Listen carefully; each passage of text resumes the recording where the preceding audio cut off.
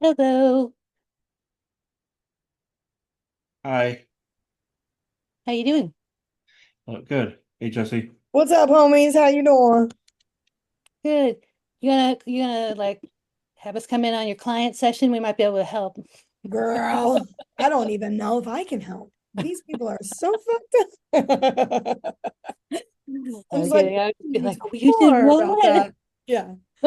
Let's sit here in these feelings for a minute. Let's explore that dynamic Yes, all day. They're like, well, I've been just smoking crack for 50 years. I said, that'll do it. That'll do it. That'll do it. The well, stories I hear are absolutely insane. It's good material. I want to write a TV show called Group, and it's just like lost when it flashes back to everyone's life, but like yeah. it's always centered in the group. Oh my gosh, I think that show needs to happen. Hit show. I just gotta write it. Well, there's a lot of psychologists in the world too that they understand what it's like where you're like, okay, Uh-huh. you know, you did Yeah. what? And it's rough, man. I mean, people go through shit, right? But woof, at my Yeah. level of care, I hear a lot. That's for sure. Because I'm in a facility. So people are here like 4 hours, 6 hours a day for the whole week and are like pretty severe with their mental illness and addiction. So it's really raw and a lot of trauma and a lot of, I mean, I thought I had a fucked up story. Makes my stuff look like child's play. Well, is that ever helpful? That it Yeah, well, it's definitely helpful when it terms of like building relationships with people because I also have a history of alcoholism and addiction. So it's not like I'm in a territory where I'm unfamiliar. And I think when people find out, especially what my name is and like what I've dealt with, they take me a lot more seriously, actually, because they're like, girl, been through the ringer, but she seems to be getting her stuff together too. So it can be helpful. exactly. Um, But I it, did for the first time in my life. I was at the doctor the other day and she read my name out loud. I'm like, typically, if someone reads my name on a piece of paper, it becomes a nightmare of a guessing game of how do I know that name? And then it like turns into this whole thing. But for the first time in my life, this doctor's like, wow, what a unique name. I've never heard that before. And I went, what? I said, really? Tell me more. It was like you threw me should for a loop. start hanging out with like kids or something. So, Right, right. Oh, so it was interesting. yeah, well, good. I hope you have more of that experience. Yes, me too. I'm glad I stayed around long enough to see the turnaround. Let's put it that Yeah. way. Yeah, my kids are 21 and 25, and I'm surprised sometimes like you don't know that? Okay. They never Right. heard of certain things. Yeah, sometimes it comes in handy. Okay. So there's this meeting that's going on here at 3, and then for those who would like to come, there's the one at 4 where Patrick's gonna A come and big stick, dog. Sorry, you got a dog in the background with the biggest stick I've ever seen. I walk around the backyard constantly picking up sticks that we have lots of old trees. It's never ending. It was like, wow. That was He hilarious. has a doggy door, so he's often like boom, trying to get in there with the stick. And then he crunches it up all over the couch. Yeah, This is my life. hilarious. Sorry, ADD is strong today. My bad, girl. No, it's okay. Um, so we I thought Andreas and I could just briefly, and I think this is recording, so others can see it later. Um, yeah, I see the little button. Could just really briefly tell you some updates from the Behavioral Sciences Journal where we plan to submit this. I'm smiling because every time I want to, it's called Behavioral Sciences and then Social Science section or Social Psychology section. And I want to abbreviate it. So every time I want to abbreviate, I want to say BS, but then I don't know if that's bad. I'm like, well, let's talk about the BS journal. I'm already cranky as that Madeline from Shoebox Greetings in my old age. So I'm just like, let's talk about that BS. That's just be par for the course. But talk about that just a little bit so we know, get an orientation of what's going on with that. And then I was hoping maybe we could uh split into groups, or if there's only a few of us here, I guess we could just be one group and just like do some nitty-gritty stuff with making sure we all know where the proper documents are and like make a plan for who's going to take the next steps with the different areas of the documents. So, with the BS, I'm just going to say that for a while. We'll see if it sticks. With the BS journal, um, because Andreas and I are are the co-editors, we get to submit something for free. It is normally 220 Swiss francs, which I think is very posh. I've never paid for anything in Swiss francs before. I don't know what the exchange rate is. I hope they would just pay us in chocolate bars. That would be good. But it's very swanky. So we get the 2,200 Swiss francs waived. And the thing I was trying to say that I didn't say exactly right on the email is I was wondering if they had like rolling acceptances for this. So, like when you apply to college, sometimes they have rolling acceptances and you can apply in March and get accepted, and other people don't apply till August.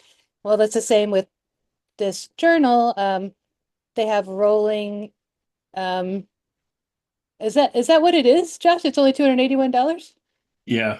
Oh, Well, wow. if it's 2,200 Swiss francs, it's $2,800. Oh, Okay. okay. So is it 200 Swiss francs or 2,000, did you say? Because you gave us 2,200. 2,200. Oh, okay. We gotta Right. add another decimal place.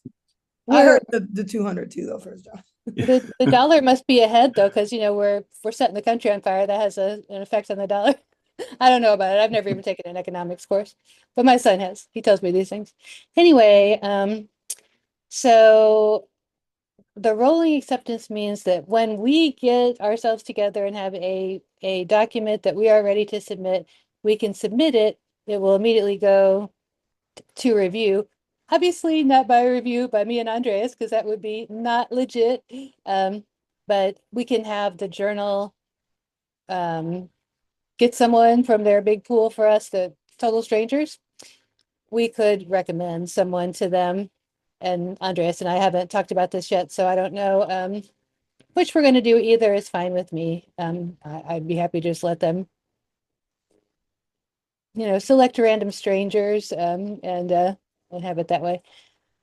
Yeah, I'm So, happy to just let them oh, kind of do whatever is easiest for them. If it's us giving them names, and we can, but it feels like they have a pretty good pool of reviewers. So I can't hear very well, but I think it's me. So I'm going to be right back. I'm going to close. No, it wasn't you. Andreas was kind of on a low volume too, to me also. oh, am I You just on seem low? far away, bro. That's all. Uh, why is that happening? Give me one.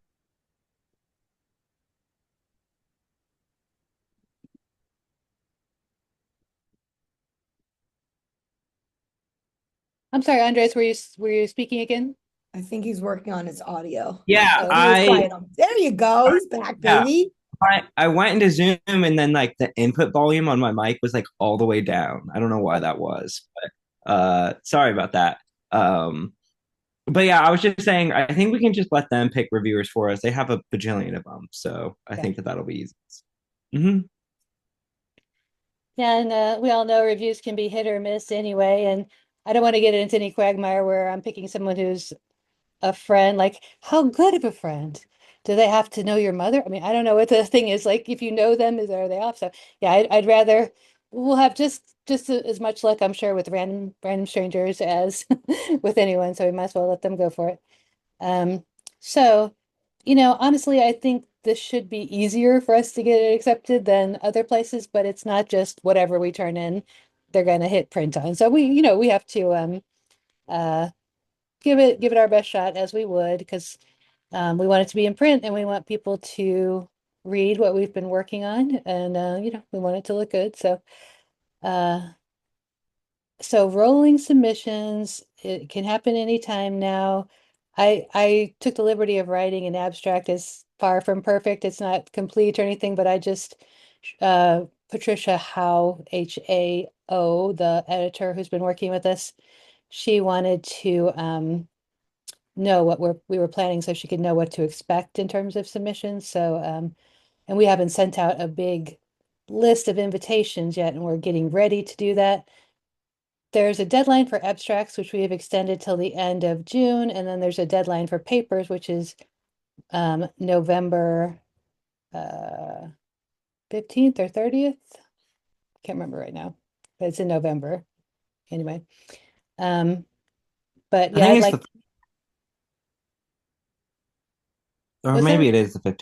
I have it pulled up. It's the 15th. It's the 15th. Okay.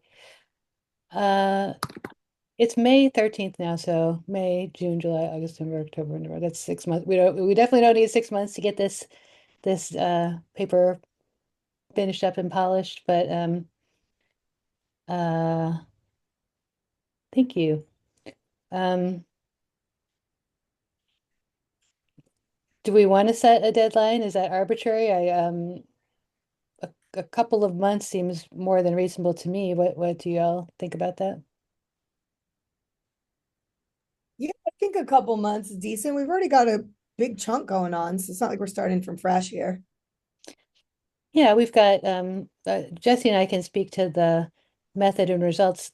They're incomplete, but they're started and they're fine. Like we know what we're doing. We just have pieces we have to fill in, and there's, for various reasons, people are always, things take us away from work. We get to work on it sometimes and then we have to step away. So um I'd like to at some point, like I said, break into some groups and we can just literally go through the method and sketch out some other things like, okay, and this happened next, and this happened next, and is there a piece here? And just kind of um, maybe even do a casual sort of outline of what some notes of what needs to go in where, make sure we know where all the final files are for the SPSS. Make sure we know what we're doing with the open-ended responses. I'm going to put a pin in open-ended responses, and I have a question for Mindy about that later, but we can do that at this meeting. Maybe myself and Jesse and Mindy could meet about that, and then maybe Andreas and Josh could meet about the intro. But Josh, do you want to say anything about the where the intro is right now? Overall, I think the intro is in really good shape. I don't know if specific portions of the intro might need a punch up. Other than that, I think the definitely the sections of the intro are there. Again, I don't know specifically. There might be if someone else does a read through, what have you, might be able to suggest adding a little bit here or there, just to make sure we've covered everything. But we added I consolidated everything everyone wrote, and then added the part about familiarity. And so that's in there as well. So, like I said, I think the sections are there. It just might need the sections themselves individually might need a punch up. Excellent.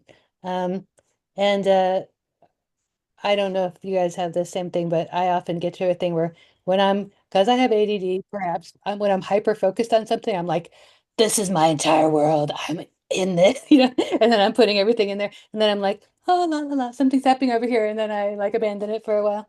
Um, uh, that's one thing that I love to work with Perry because Perry will just be like, in this meeting, we're doing this. Josh and I have met with him so many times, and he's like, get the keyboard, blah, blah, blah, blah. And and normally when people want me to write live with them, it makes my skin crawl. I'm like, I can't do that. But when Perry does it, I'm just like, okay, let's do it. And we have knocked out so many like letters to editors and all kinds of stuff. So I do like that. I do like knocking out emails like, oh, we need to write that person. We just do it right here.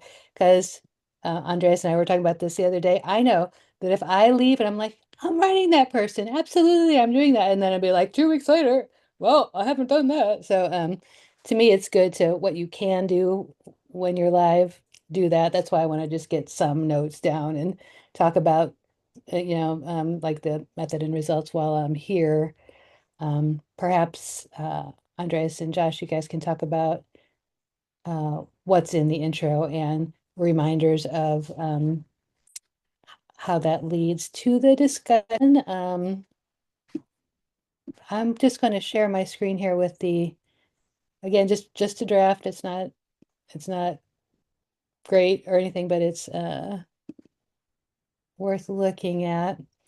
So I just had like 5 minutes to write this, but I tried to hit some of the highs of what the paper's about, just to remind ourselves.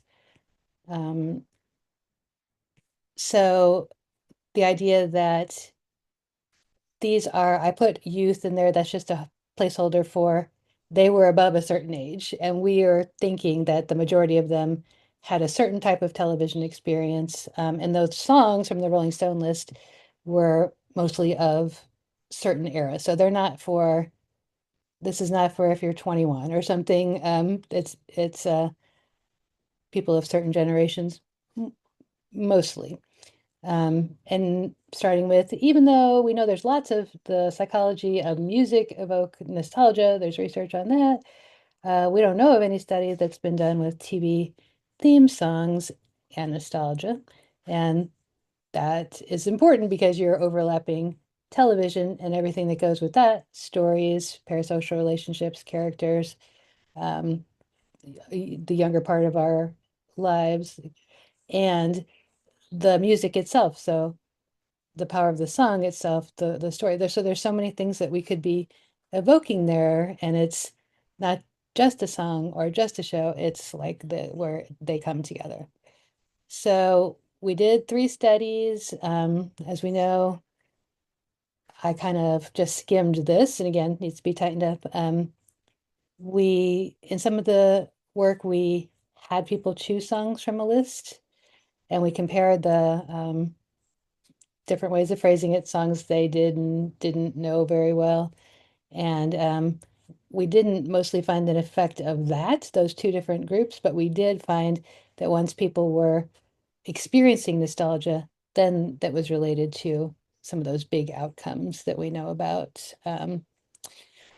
There's a whole part of this study that I feel really strongly about that's about us testing um, some parts of the definition of nostalgia, the understood definition in the literature, that are said over and over again, but I don't know of a test of them. So we tested the word bittersweet.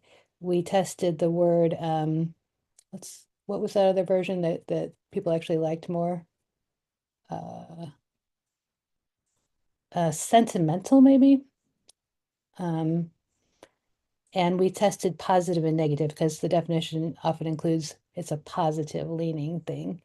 And then we had our own ideas of this idea that nostalgia is related to safety and comfort, that people feel positive and they feel that this brings them to a place of happiness, of safety, and people report that they feel happy and they enjoy doing this stuff. So just going after those elements of the definition to me was a really big part of this. And then, we also use the word secure, I think. And then we did the outcomes that come from the literature, the self-development, social relatedness, and existential stuff. And I didn't write down here exactly the pattern that we found. I know that not all 3 of those I don't think came out, but we did get some. We did get some of those findings. And then I just spoke a little bit about the manipulations. Part of the richness of it is that we're evoking multiple things at the same time. And it's not quite an easy task. So that's that. I did just draft in order, not to be taken dead seriously, but based on some of the stuff that's been done. But I did talk to Ikaika, Angel, and Ross. Ikaika and Ross said they didn't think they had done enough to merit authorship, but Angel said that she thought she had. And this will be based on when we complete the process, but these aren't set in stone. And what we do need to do is eventually we take those different areas, like curating the data and supervising the project and analyzing the data and writing the original draft and writing the editing and all that. And those get made into statements in a lot of journals. Like I might say, like, Karen Shackelford analyzed the data or whatever, or Karen and Jesse analyzed the data. Like for each person has a little statement like Karen did this, this, this, and Jesse did this, this, this. And that's I think it was developed just to make sure that that people aren't just like, well, let's put Bob on this paper because blah blah blah, and he didn't really, do anything, or we're not sure who did what, or people think they did more, but if when you actually write it down, maybe they didn't, um, so yes, please, at some point we'll settle down and talk about the actual order because there's quite a few authors on here, so it's a bit of a juggling act to figure out where the names go there. And this was just for internal purposes. Okay, so that's just a little review, which I did in part just to get us back in touch with the study and remember some of what I think anyway are the key elements. Anyone have other comments on that synopsis or other things they want to make sure we think about or questions? Real quick question. So I was a little late. Sorry about that. I'm coming in having kind of taken a dissertation break last term. Where exactly are we here? So we have kind of like a manuscript draft, I guess, going. Is it Yes, a complete draft or still in Jesse has been progress? putting the links in the chat. So if you look in there and you can I go to only them, I there are links for, I'll put them back in if you can. oh, Yeah, okay. if you don't mind, that'd be great. Thank you, Jesse. The last thing I saw was Andres talking about the special issue. So, okay, just to recap, the special issue is an issue of the journal Behavioral Sciences, and it's the social psychology section. And they invited Andreas and I to be the editors. And because we're the editors, we get to submit something. And if it gets accepted, they'll waive the fee, the article processing fee, which is 2,200 Swiss francs, which we discovered is a little over $2,000. So Okay. we don't have to come up with our own Swiss francs. Um, it's going to be peer reviewed. It'll be taken by somebody else and managed since we're the editors. We don't get to edit or make decision on our own paper. Um, and the state of the uh, paper is that there's a good draft of the intro. There's a link in there. Intro, method, results, discussion. Those tasks were divided up. There's a good draft of the intro. Jesse and I primarily, and with some help from others, have been working on the method and the results. And I don't think we've really started the discussion yet, but I think Andreas is going to um, touch base with Josh and the team from the intro and look at all the stuff that we've got and finish it out. And the key point that I was trying to make earlier is that they take submissions on a rolling basis. So as soon as we get this ready, we can give it to them and it'll be sent out for review. And then it can go through the process of being published. We don't have to wait till the November deadline, which we put on the special issue to do that. Awesome. Awesome. Well, thank you. My pleasure. So it's a great opportunity, and I've never done anything with this journal before. So the people we've been working with have been very interested in, asking us questions and um, uh, uh, you know, happy about getting this going. So I propose that we kind of, oh, let me touch what I was going to touch with Mindy, and then propose that we divide up into groups and focus on our sections, and we can talk about it if you don't know which one you want to go to.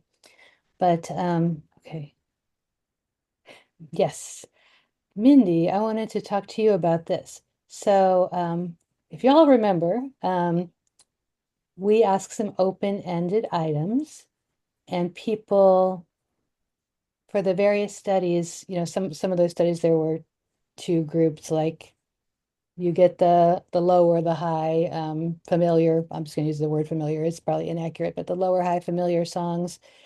And then everyone can say stuff that they want to say about the experience. I can't remember how they were worded right now, but the point is we had a bunch of responses to the open-ended items, especially in the first study because there were volunteers and they were enthusiastic.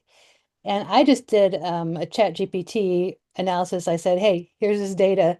Tell me what the themes were in this data. And they came out like a perfect little piece of, a talk Josh would give on nostalgia, like, oh, I was thinking about my parents, or I was thinking about the era, or, all the stuff that you might think that nostalgic songs would evoke. But we never really did that sort of formally, and it's not a big deal. It's not, we don't have like predictions. It's just like, hey, we asked them and we can analyze what they said. We probably should divide it into they were listening to nostalgic songs and they were not listening to nostalgic songs because, as you know, that they were listening, they were more enthusiastic, like, oh yeah, I remember, and the some of the other comments were like boring, or like I don't know what that was that I just heard. So we probably should like formally divide it into two where appropriate. And of course, Mindy, because of your skill set, I was wondering if there was an AI tool that you might use to extract some themes in some kind of, reasonable way. I can I don't know. I can look at it. I can figure it out. Okay. Yeah. Um, I would have to investigate, but I'm glad to do that. I appreciate that. I'm trying to think, does anyone else here know anything more about that they want to say, like specific tools or, so I'll just say this quickly. There are many different ways to do a really straightforward content analysis like this. Again, it's not inferential. We're not hypothesizing anything. It's just kind of like, for your information, here's some stuff they volunteered. Um, for instance, you might just take the people who were listening to songs that were supposed to make them feel nostalgic, and just the idea is to, in some kind of relatively unbiased way, present themes and maybe present some specific examples, like anecdotes or examples that anyone gave, just to basically do like a color commentary, like, yeah, people mentioned their family, or people mentioned they watch with their family, or they were thinking of the characters, or whatever they said, so that we can sort of reasonably represent some of the commentary. So granted, I'm not as versed with the qualitative methodologies, but Notebook LM is really good about staying within a certain literature. You have to upload whatever you want it to look through. It obviously has its kind of own training that is separate from that, but what it does really well is refers back to the text of what you've uploaded. So you ask it whatever prompt you're going to ask it, and then it'll give you little clickable dots, like a 1, 2, 3 reference within the text. You click it and it takes you exactly to where it was talking. So you say in your prompt, this is what I'm looking for. Please reference the specific examples that these people are talking about. That could be good. It also is really good with just tables. Any LLM is pretty good with doing tables like that. And then as long as you go through and check that it's accurate, Mhm. I think that could be a good starting point. Although, maybe Mindy has in your search, maybe you'd be able to find something more like specialized. I don't know. And I'm I'm a I just, use Notebook LM Claude a fanboy. lot. Yeah. Yeah, Claude is good for the more like qualitative stuff I've heard. Yeah. But I haven't tried Notebook LM, so that also sounds great. I mean, we can just try it out, test it out. Yeah, it's free. The last I saw, it may have changed since then, but you could upload up to 50 different documents and search within all of them. If we just put it all into a single document, I think the only thing to think about there is that after like a certain amount of space, it tends to stop analyzing. I'll have to refresh myself on exactly what that is, but we could split it up. I mean, I doubt that we'll get 50 documents with 50 pages of this, or whatever it is. So we'll just have to split it up properly. that sounds good. I'm just scrolling through here because I think I may have put the table from ChatGPT in here. Yeah, here it is. So, okay. Well, I guess we did do the low and high familiar and ran it for themes in artificial intelligence. And I did say that we had read the responses and compared our understanding to the themes. But this is what Chat GPT came up with: childhood memories, and then they pulled Gilligan's Island, family relationships and bonds, comfort and safety, bittersweet and loss. So, I mean, I think this is nice. I just, you know how it is, AI stuff is relatively new in the research community. And this probably we're not going to get into too much trouble, I hope, because it's not, like I say, it's just supposed to be, kind of summarizing some of the stuff. And we can also put the entire text of it, make it available online if anyone wants to look at it. So yeah, I will say a colleague this week told me about elicit, and I think we were talking about this in here before, and said that now it can do like and it may have been able to do this for a while, like a, what do you call it, scoping review, where you say, give me all the studies on X, and then it can highlight things inside those studies. So a scoping review is where you uh, show the scope of the literature, like how many articles are on this, and like on depression in children of lower incomes, or something like that, and then look for specific things within the document. So I definitely think there are domains in which there are like better and worse um, AI tools for such things. But yeah, I just want to do something reasonable that we explain, and because we're not drawing conclusions or making causal statements or anything from it, we're just it's descriptive, basically. It's like descriptive of what some folks said. I think. Oh yes, there's a in vivo too. That's another way that a different sort of method. So deduce, you sort of highlight themes. Like if I wanted to highlight all instances of someone mentioning their family, I could do that, and I could mark it like that's family, and then it would, show me how many references were like that. Um, I haven't used in vivo in forever, so I know it's similar, but probably it does lots of fancy things that it didn't do, the last time I used it. But yeah, Katie McGraw has made available this in vivo software, which is normally expensive, so that is very good. So, sorry, I'm looking it up. The first thing I see on a Google search is a Reddit post that says in vivo is a genuinely unworkable piece of software. That was 2 years ago. Hopefully they've upgraded, but Well, here's a strange fact. In vivo used to be called nudist. I don't know why they called it nudist. To get attention? I don't understand. Um, hmm.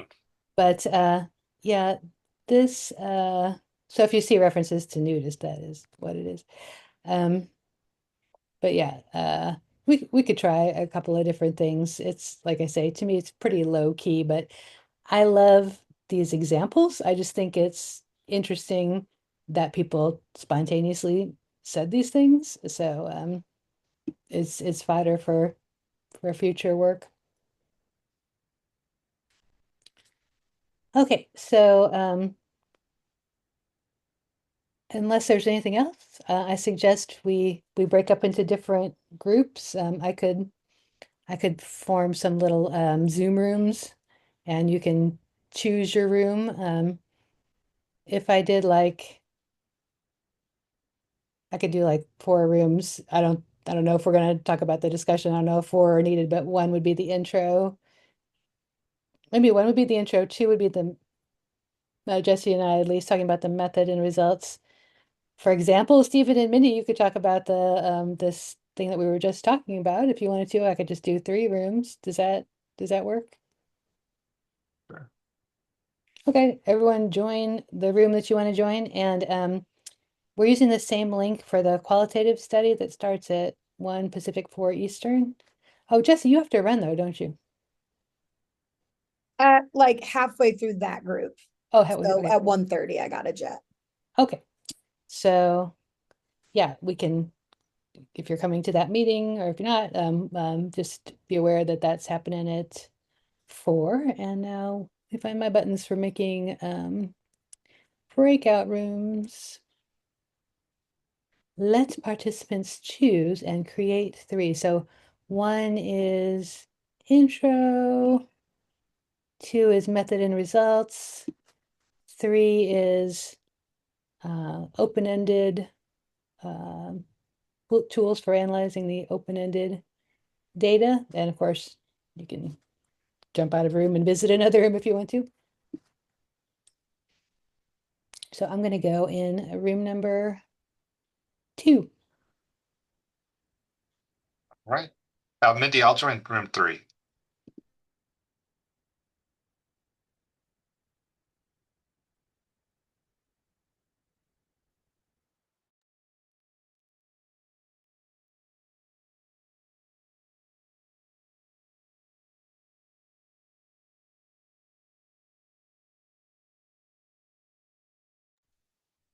Josh, I guess I don't see a need to go into a breakout room if they all left. Oh, you're muted.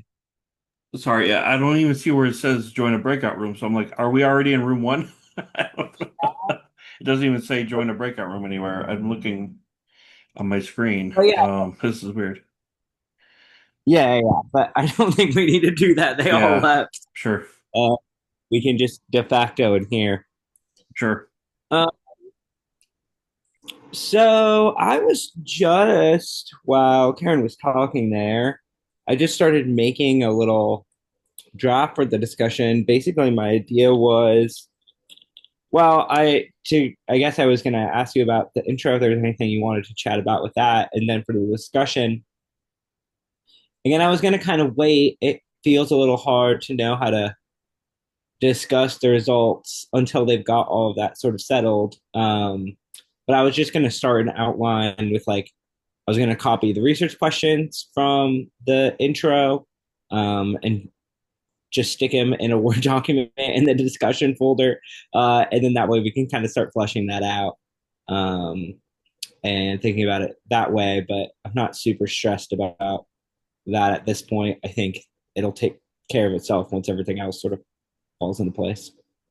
Yeah, I think so too. They're still trying to tease out the nuances of exactly what they want to say with the Yeah, results, and so it's hard to discuss. We don't know yet exactly how they're gonna um, share that, how they're gonna say that. So yeah, um, yeah. I definitely think that's the case. Uh, as far as the intro is concerned, um,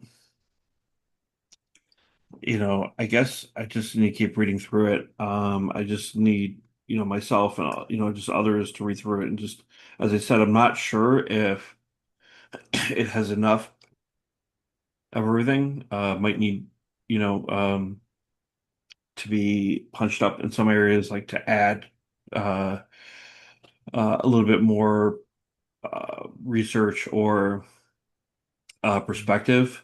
But just trying to limit trying to limit it to just kind of like just the bare minimum as far as what we need to say to present the study. I go from just generally what we're talking about, like the the idea of looking at theme songs that has not been done before. Starting with then I start with familiarity, going to nostalgia, then music evoke nostalgia, and then why it matters, and then that leads into, or that simultaneously, I think is where Andrew wrote, because Andrew wrote this part as far as the adding in the like the research questions or hypotheses within Yeah. that section. Um, and so uh, as In far here, as kind of the looking at.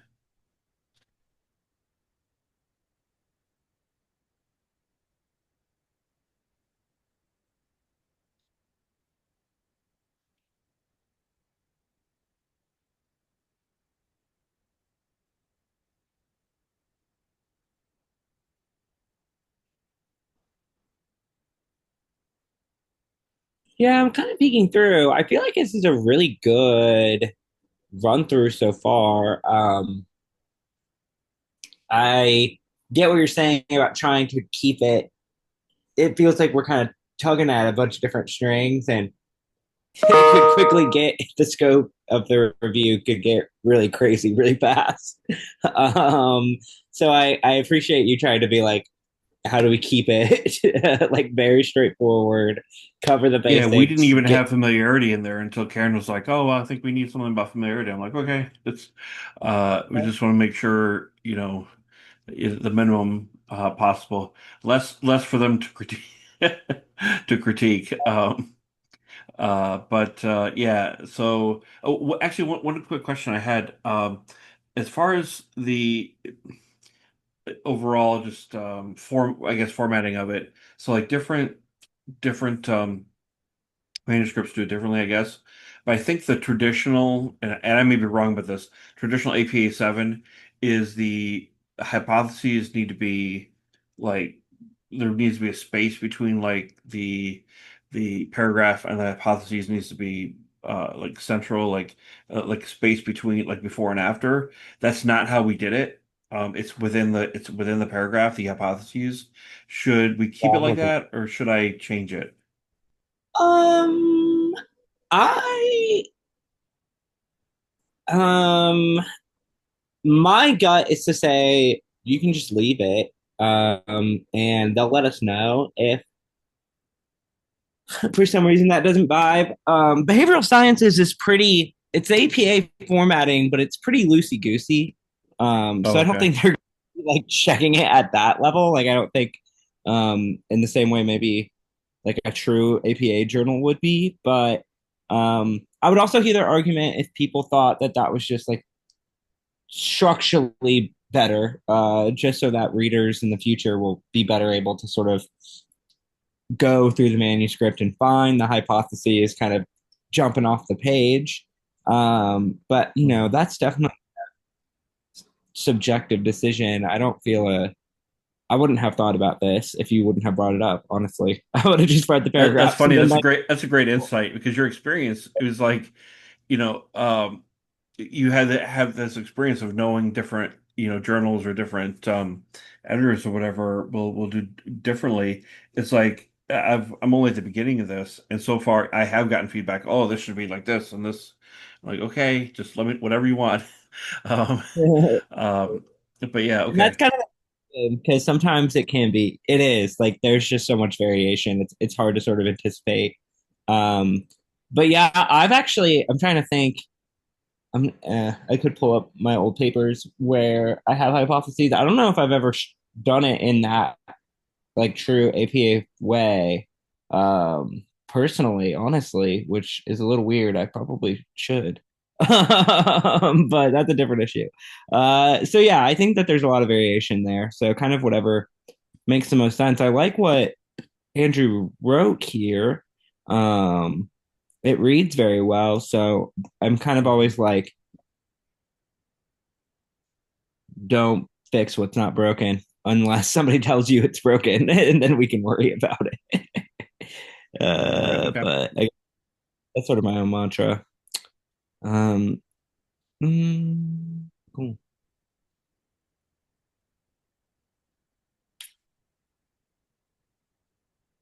But yeah, I'm really just trying to give this a good look. What's the difference between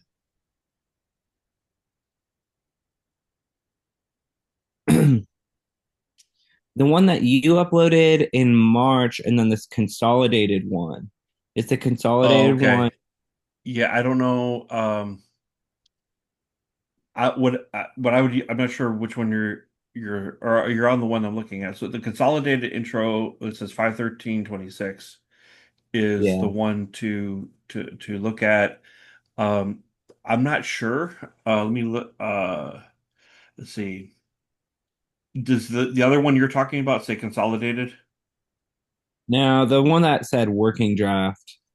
Yeah. So there's a so the thing was Ross was working on his part, Andrew was working on his part, and I was working on my part, and so that's the whole Okay. reason why I put consolidated intro.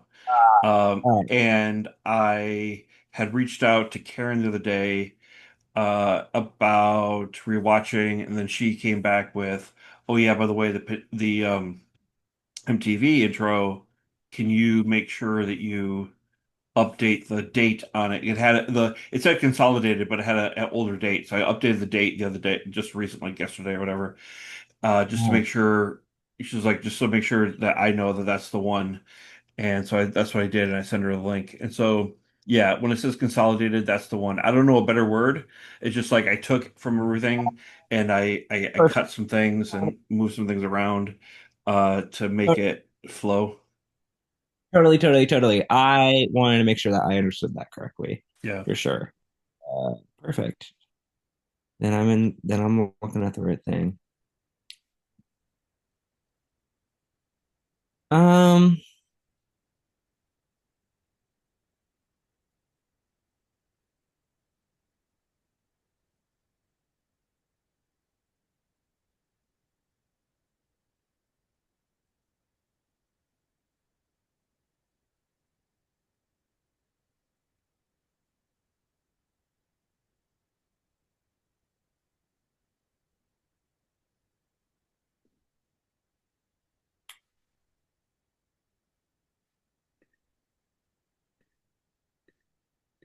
I did edit one thing in the intro. I added a hyphen. Okay. Um, well, I mean, again, I feel in reading this, it feels really good to me. Like I don't really have much in the way of sort of thoughts on anything to add. Intros, I always also kind of, again, I just have really, I've liked your approach of how do we try to tell this or give kind of the basic facts that we can to get us to why we want to do this study. And I Hmm. think that approach is perfect. And then you can kind of gauge when you get reviewer responses back on like, were was that like effective or like is there anything else that we need to add or that we didn't cover that could have helped them understand sort of why we got or why we designed this the way we did or whatever. But I feel like this is pretty effective and pretty straightforward. So again, my gut is always to be like, don't mess with it too much. If it feels good and it feels like it gets us where we need to, um, we cover all of the main kind of effects and stuff. Yeah, you'll have to add the thing about familiarity, but I think, I mean, I guess so. This is just curiosity question about this idea of familiarity. Is there like a deep, like, obviously social psychology affects, familiarity affects, how comfortable are you with the thing? How much are you aware of it in the past, like before you encountered it in this context or whatever? How many experiences have you had with it? I guess I can imagine different ways that we would talk about it, but I was sort of curious what you and Karen were thinking about here and sort of um like what needs to be sort of explained, I guess. I don't know if that makes sense. It's kind of a weird question regarding I, familiarity. I I'm get I'm not 100% sure myself. That's a good question. I should ask her. In that now I can't remember exactly how this comes up in the because I think there's a question they asked him, how familiar are you with this but I don't remember the specific result that they're going to be mentioning. And so Yeah, maybe they I do. need to go back to that. But Mhm. I thought it was interesting in the sense that familiarity was important. I think that is going to come out in the result. Uh, but I can't remember what they were going to say, so I have to get back to her about that. So that's a good a good thing that you saw that because the whole idea was, I found this research that said, hey, familiarity is actually more important than liking. Uh, so it's like even if they didn't like the theme song from way back when, if they're They're familiar with familiar.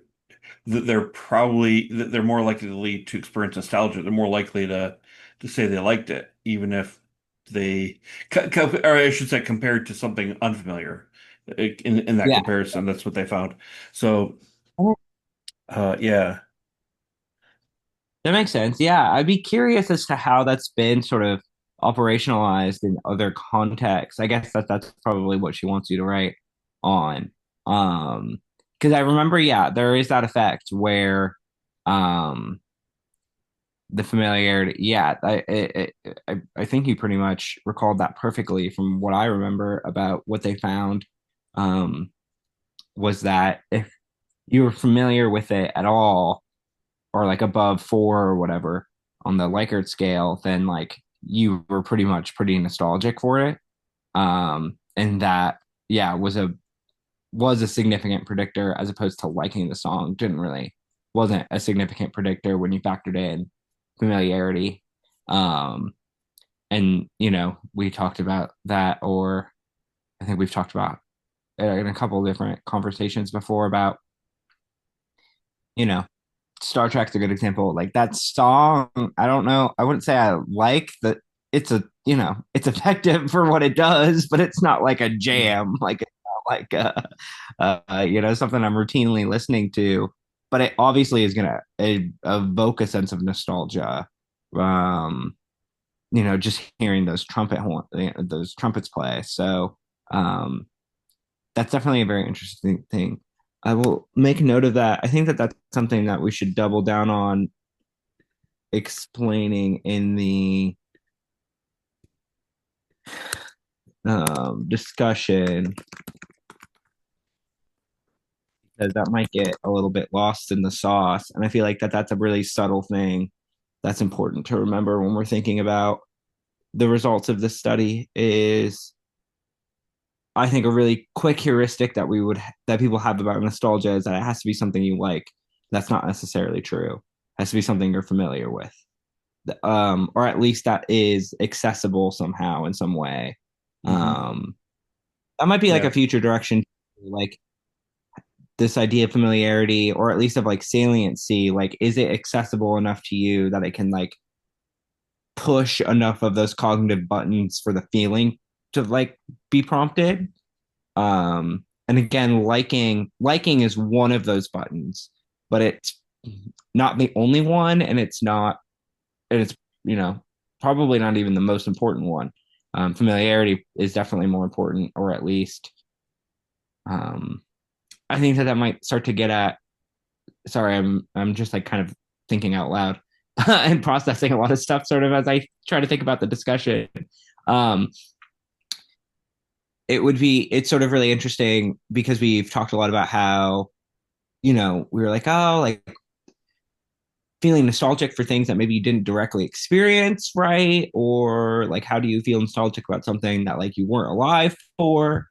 Um, and perhaps the answer is in something with the familiarity, if it somehow feels familiar to you. So, like for us living in New York, something about when we see maybe like an old 50s film of like 50s New York City that might Hmm. evoke maybe not quite nostalgia, but that might evoke that really intense kind of feeling in some ways, even though neither you or I were alive during then. Right. But because it's clear to us, because we see this, the streets and we see the whatever, and we have a personal connection to it, all of a sudden that opens us up to being able to experience that, even if we hadn't. But if you've never been to New York, you've never lived in New York, you have no relationship here, well, then probably seeing images like that wouldn't, there is no like cognitive pathway, right? For those emotions to kind of manifest. So again, I don't know if our study really fully is able to demonstrate that, but that would be something for future studies for people who are interested in sort of trying to tease some of this stuff apart. Again, that familiarity aspect might be actually really important because, and again, like what is familiar and like really kind of deconstructing that because again, it might be more about making the idea of it accessible. Again, 50s New York is accessible to you and I because we experience it to some degree. For other people, it might not be, so that might not be as an effective thing. And it has nothing to do with liking the medium or whatever. It has something else to do with our own sort of personal narrative and experiences and constructs going on in our own brain. I gotta write this all down before I forget it.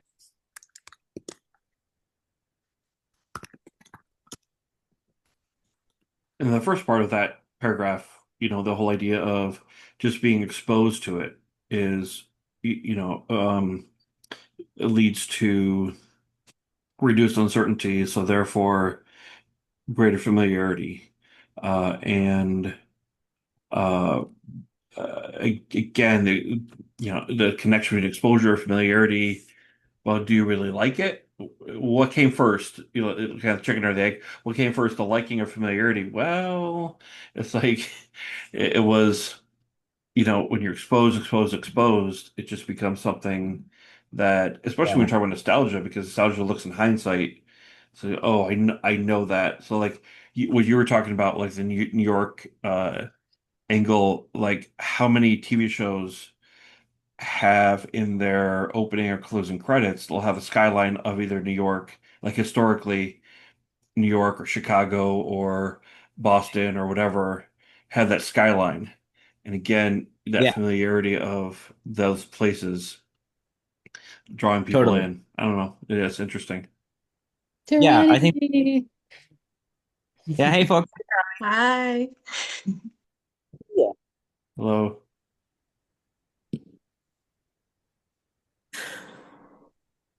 Very cool. Sorry for Shirani, I interrupting. remember meeting you before I even started this program. And Yes, I me, was you, like, and I'm interested in true Julie. crime. I think that's what I want to do. And you and I forgot who else. They were lovely. We're Yeah, it like was the main Julie. She reason. just finished the Oh, that's program. right. Yeah. So I was like, oh wow, maybe I can do this. And now I'm doctoral candidate. So thanks, Queen. Thank you. Well, I'm excited. Patrick accepted the invitation, so should be joining us shortly, assuming I got the invitation right. I'm just going to check my email real quick.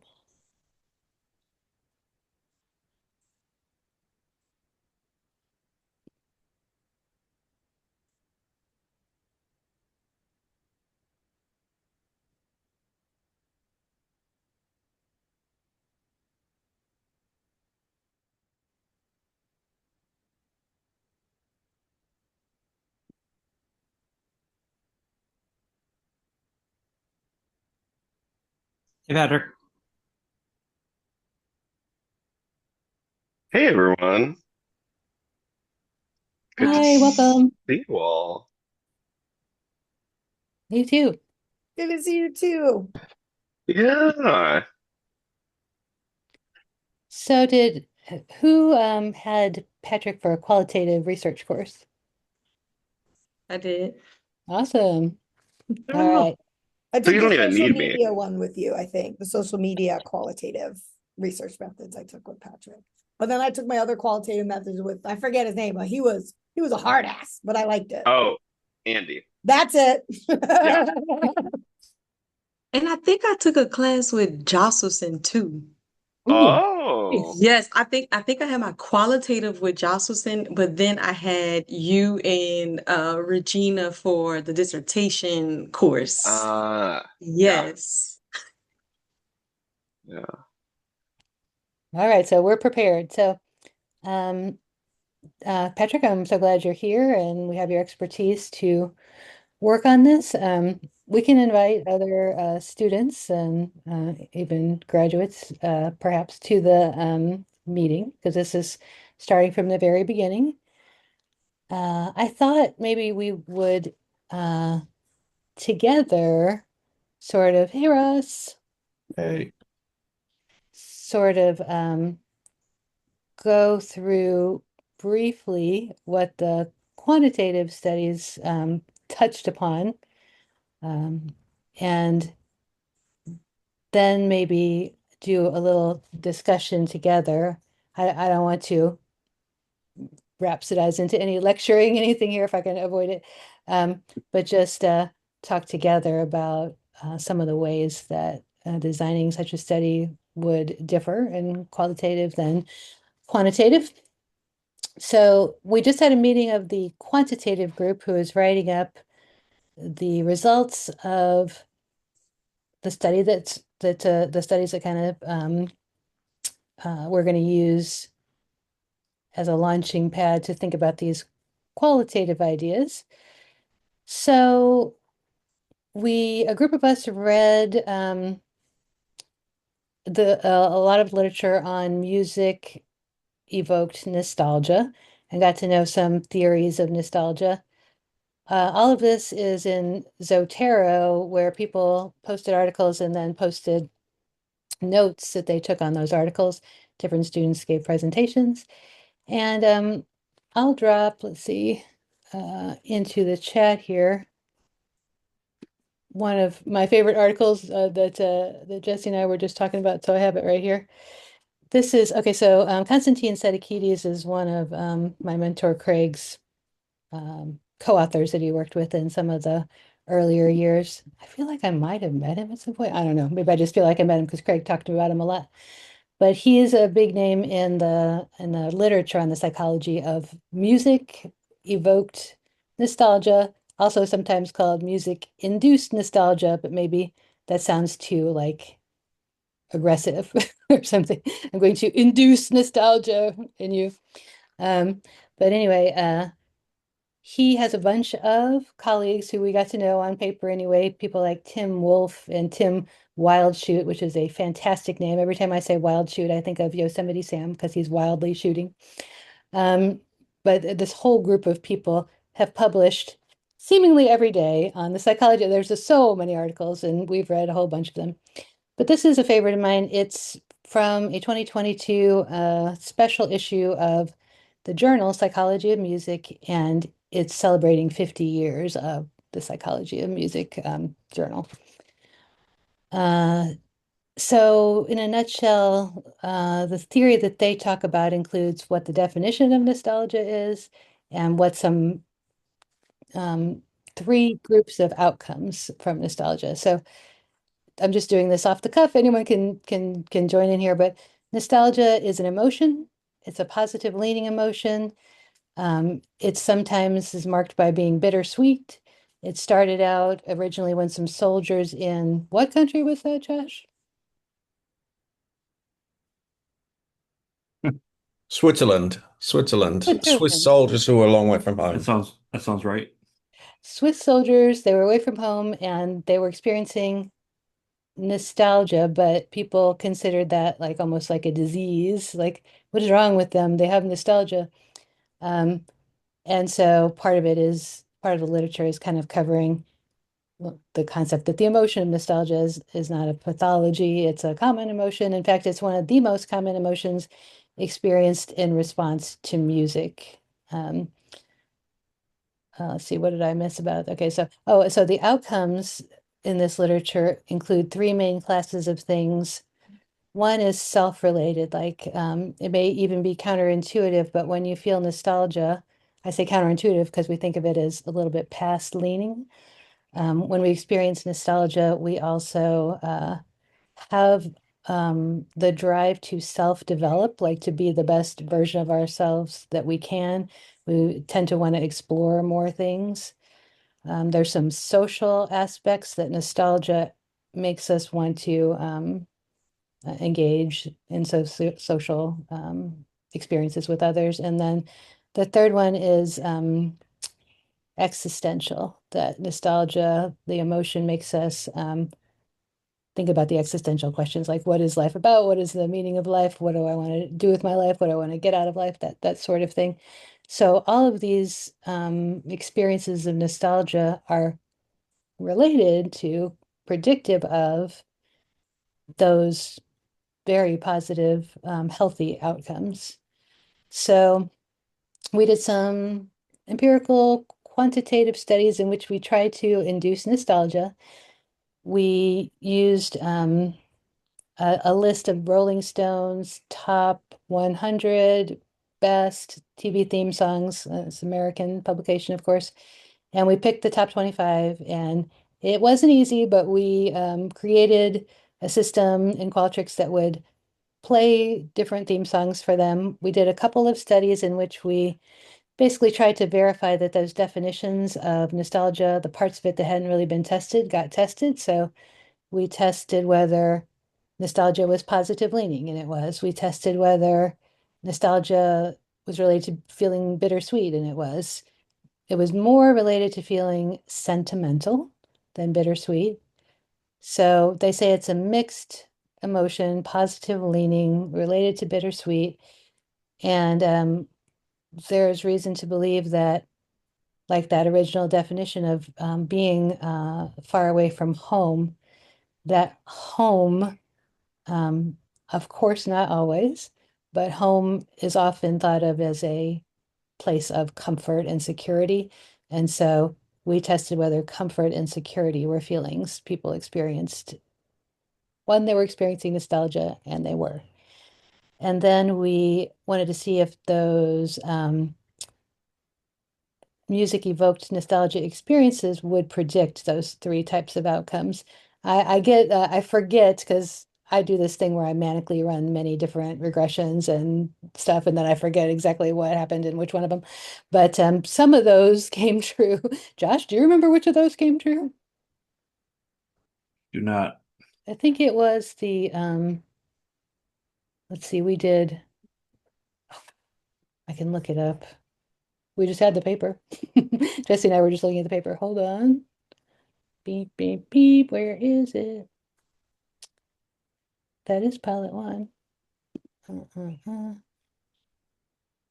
Oh, I need the manuscript and the method and this one. So, blah, blah, blah, blah. Making you dizzy, making you dizzy.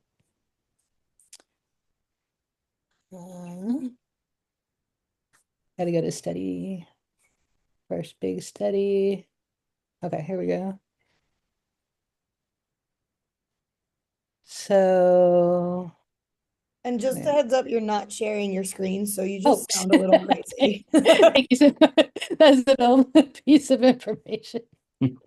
Thank I'm you. like, she talking to herself. I gotta do a little assessment over here for my therapy office. You okay, girl? Subjective well-being, self-continuity, I don't know.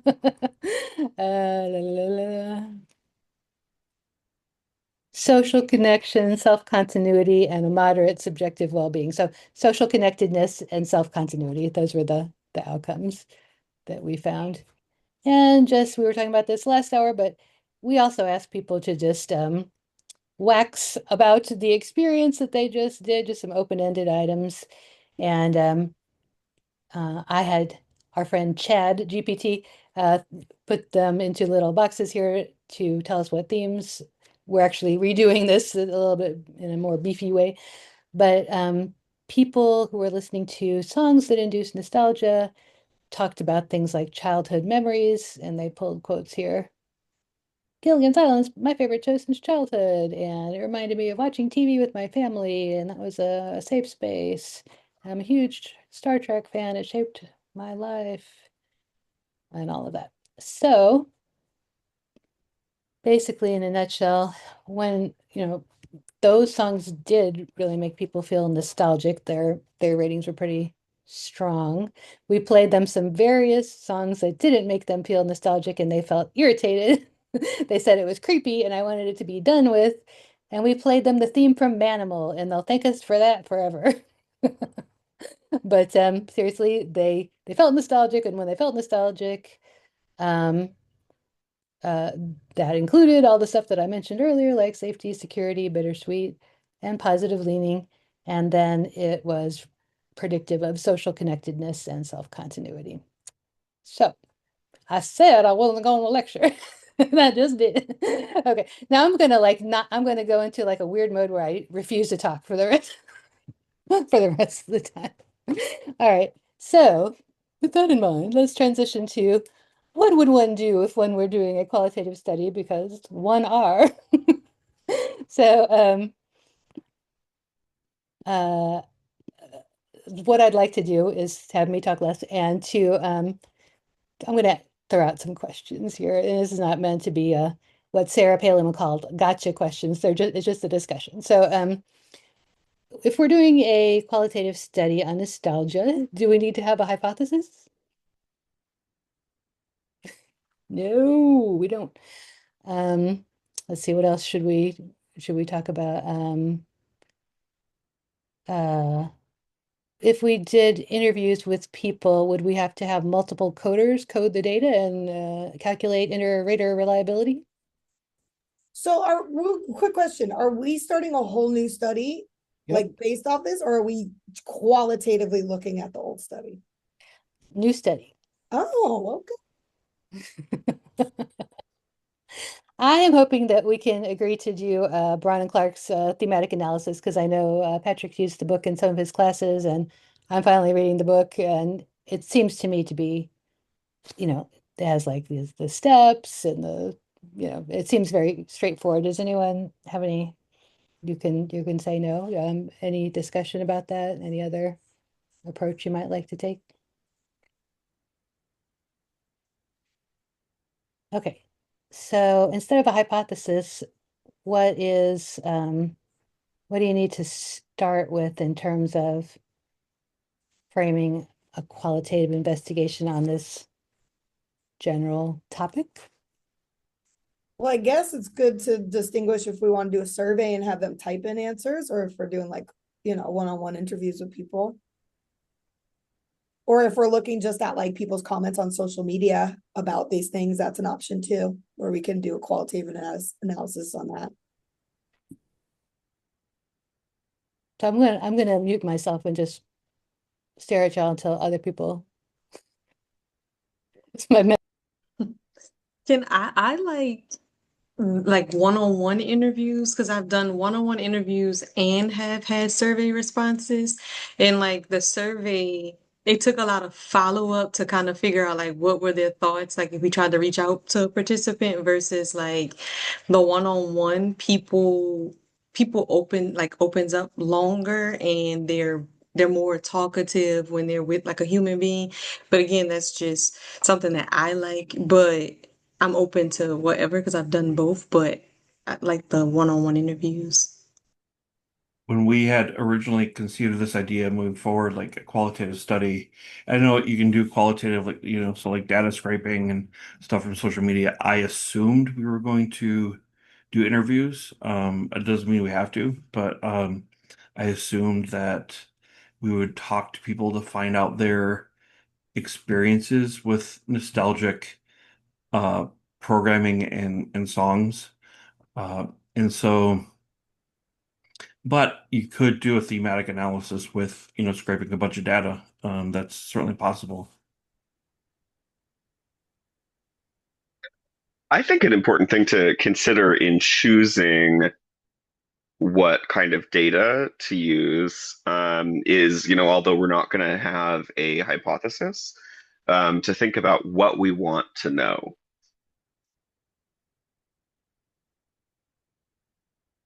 And I think basically what we want to know is people's like, social connectedness, right? And the self-continuity. And I think we talked about like existential, like nostalgia being a source of existential, like to help I people with existential dread, right? Yes. Well, one of the things that surfaced, and I know because it was something I remember, was we talked about this idea of if social connectedness include connection to either the characters and actors as they were arrested at the time that this happened. Like we are taking ourselves back because nostalgia is inherently a reconciliation over time. It takes us back to past and we then think about it now, or we're triggered to think about it now, and it gives us this kind of like, oh, I missed that, or I don't miss it, or whatever. And I think one of the things was, am I connecting to people other than the people I watched with? So that character, the parasocial side, I think Karen was one of those things. And I know, Jess, you mentioned Jessica Alba because you have a connection with her and a whole lot of closer things. And so things like Who's the Boss spring. Is that not, there's a whole lot of Jessica identity Alba, things. but Alyssa Milano all day. Alyssa Milano, sorry. Yeah. I was like, Alyssa no. Milano and Who's the Boss? And there were a whole lot of layers because I think she's from your hood or close by or something. Is that no? She does live in my neighborhood. I did experience time with her as a child, and then I did run into her at baggage claim at LaGuardia last year. Yes. Right, okay. There you go. So I remember there was that kind of, are we connecting to the people we watched with, or are we connecting to the people in the shows themselves, the characters and or the actors? And I think those are two distinctly kind of different. I think they're different. They may not be. I suspect we identify with them, whatever. I don't know, Karen. I don't know. I just remember a tumble of some things that came out at the time. Yeah, I think that's spot on, Ross. Thank you for remembering that. That's something that we had talked about. It'd be great to parse that out, to know what they're thinking, who they're thinking about, or what they're thinking about. Yeah, when I first, was like trying to get myself reoriented toward this project, I was thinking very general to start with, like, what's their emotional response to hearing songs that make them feel nostalgic, but that that may be way too broad. It may be that we want to I mean, I suppose we could start with, so what are your reactions, or how do you feel when you heard the theme to Who's the Boss, or whatever, however we're going to like decide how they're going to hear something. Um, as a side note, I'm a big proponent, especially since they're so short, of actually playing it live and then getting the reaction, because when we did some of this work, we would see the names of the songs and then we would all listen to our own different songs that we thought would make us feel nostalgic. And I was not good at predicting how things would make me feel. And it's so short, I kind of like to actually do it. I guess there's just like so much going on there. You can Mm. think of the idea of the song, but until you hear it, there's so much. Like, one of the things is it a good song, or is the song itself just like automatic, like the inside the song itself, what does it do? And then what does it remind you of? And then does it remind, there's just like so many things. But yeah, I think one way to go would be to sort of have them experience something and then ask for some general reactions, and then maybe go to, did you think about someone, like people? Um, Yeah, I think it could be good to start with, I think it's okay to ask at the beginning of the interview to start with like, how did that make you feel? And I think it is a good idea to have to like play the song to elicit um, the feeling. Maybe that's a better word than induce, elicit. Yeah, Um, evoke, elicit, yeah. and then you can follow with more specific questions later in the interview to kind of narrow down and follow up on specific threads. Sorry, Kaika. oh no, you're good.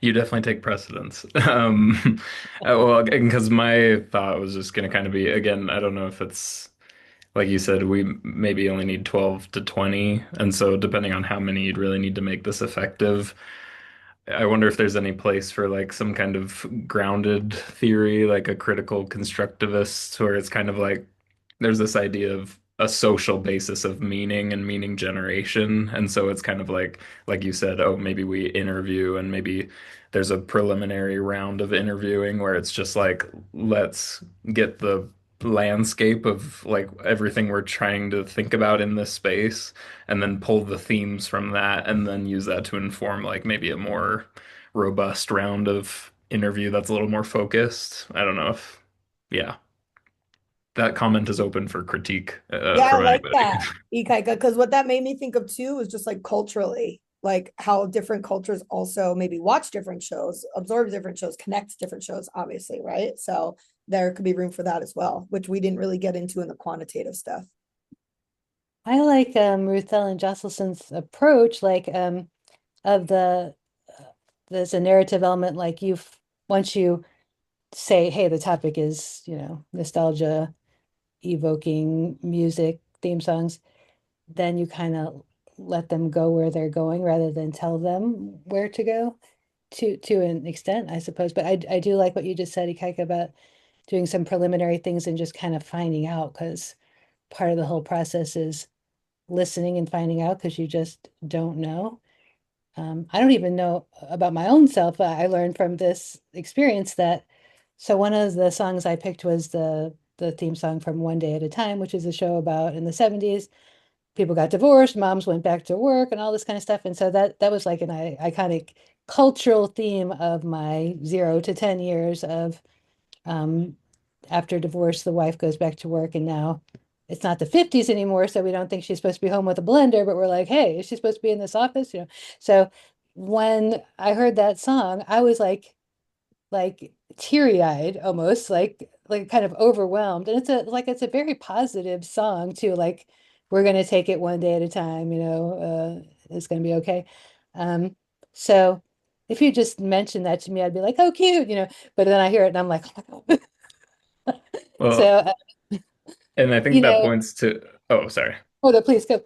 I was just gonna say, I think that points to another thing that like, and maybe this is a personal interest in doing that kind of approach, is when you were saying like, oh, it'd be interesting to play the song for them in the moment. Because I think that's one thing that like we kind of lose from the survey in the previous study is like there's still like the separation between like them listening and then processing and then responding. Whereas like maybe an interview, a first round of interviews like with like an in-person reaction to the song would maybe, I don't know, it'd be interesting to see if there's a different kind of set of, general themes that come up, and if that, maybe has makes us adjust where we go in like another round. So And I think, Karen, to your point, I think there's an interesting layer of context because at the time you probably watched One Day at a Time, you would have been too young for that context. You would have been quite young for that context to mean what it meant to you later in life. So at the time, a lot of, I think, well, as from the TV side, a lot of that viewing is um, involuntary. We watch what our parents watch, not what we want to watch. So we pick up a lot of quite adult concepts that we wouldn't normally do, and they don't really mean what they mean to us later in life, but they, you know what I mean? So I think there's an interesting layer in what you're talking about there that that might kind of come out. I'm intrigued by this idea that a lot of our nostalgia may well be involuntary for things that we wouldn't normally have chosen to participate in or watch or because all would have watched a lot of adult shows in the evenings that mum and dad watched that were safe, PG or whatever. Mom had Sorry, so never that watched context I soap, think is which I hated. Oh, sorry, go ahead.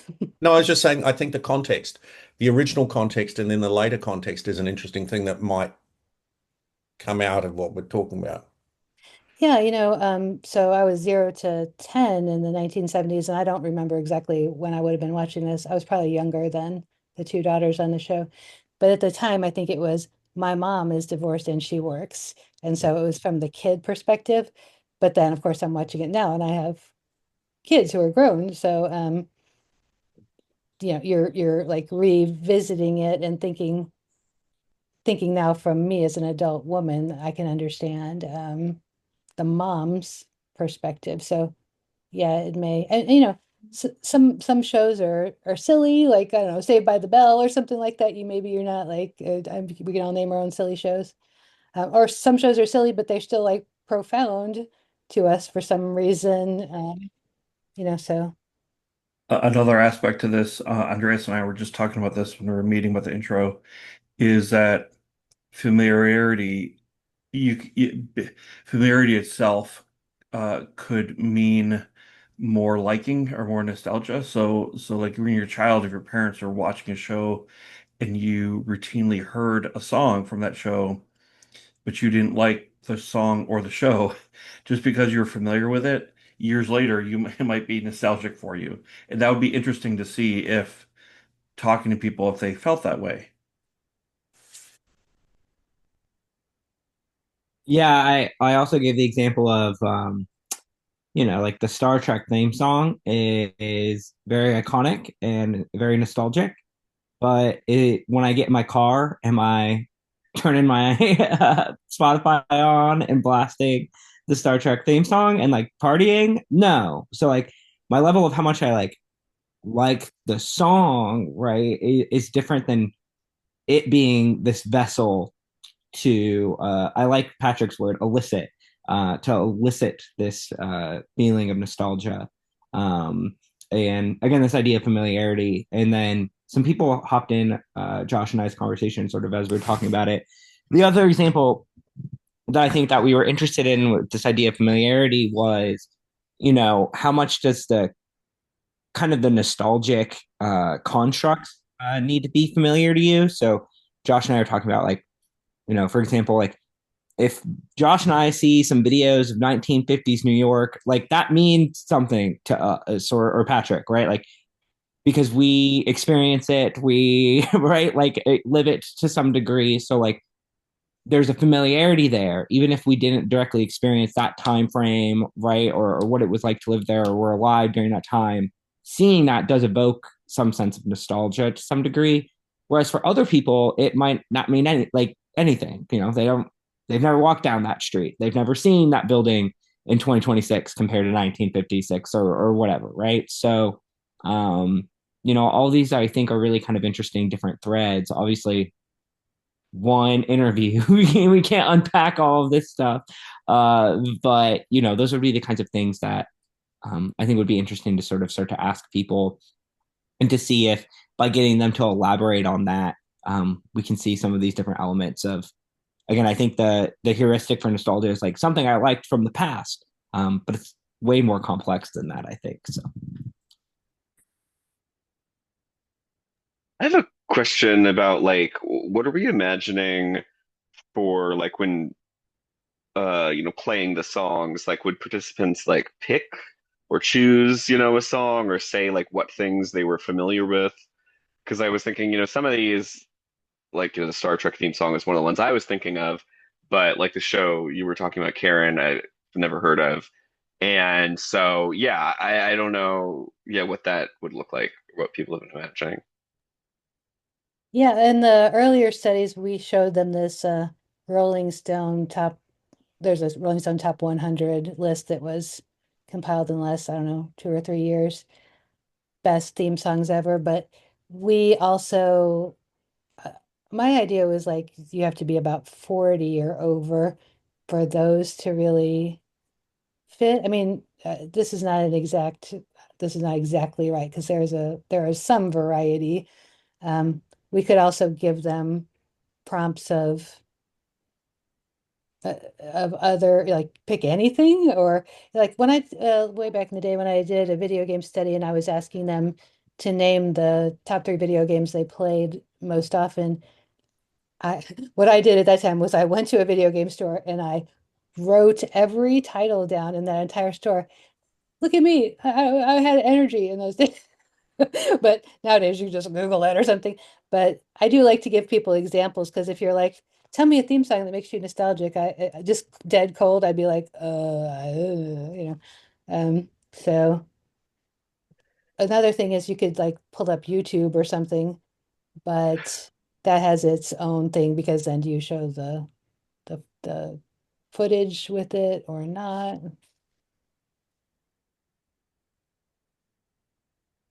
Yeah, I mean, I wonder if we could, I don't know, I haven't looked at the list, but maybe say like choose from these 20 songs one or two and then play that for them. Because also like, if you're trying to find a good YouTube like in the moment, it's stressful. There's like, it might be useful to have the music ready um beforehand. We do have the top 25, I think, if Stephen's here. Yes, we have access to those files. Mhm. Perfect. So then, yeah, maybe say choose from these 25 the two that you're most familiar with or something. Not say that you like the most because I think the thing, you raised about sort of passive involuntary listening, like I wouldn't have thought of any of those shows when if you asked me, but if it was on a list, I might say, "Oh, I am really familiar with, whatever." That actually, that's an interesting. So, Patrick, when you say familiar, at the time we asked, we used the term gives you the feels. So that implies a Ah, familiarity and emotion. But then, as Karen's pointed out, sometimes the emotion is unexpected. So maybe the familiarity is an anchor rather than the emotion, because we're asking you to connect through. Because as Karen mentioned with One Day at a Time, the emotion was quite unexpected. right.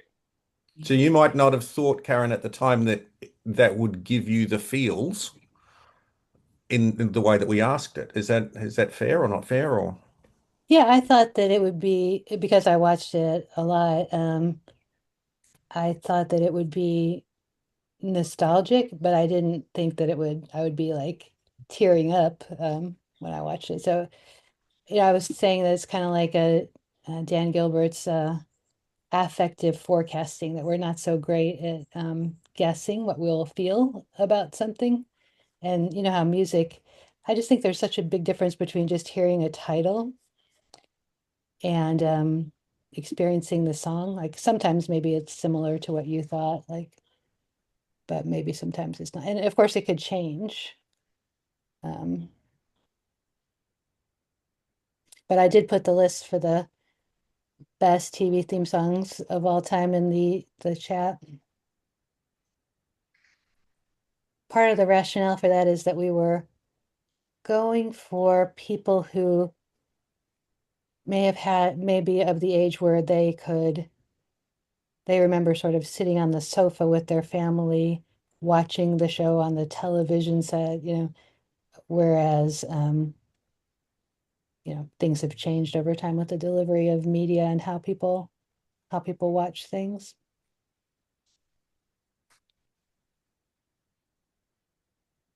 But if we think there's other, we have those songs, but they are like a certain set of songs. I mean, there could be a conversation about did were these middle class songs? Were these like who was watching the shows? How old should the people be um like to assume that they probably have some familiarity with it? That list seems to be, at least a good place to start because it's been vetted through basically the survey we did, the early survey about, do you find this nostalgia? So, I mean, that'd be great to write about in our when we write this up for the eventual manuscript. These were not just random songs we chose, but they've been vetted. So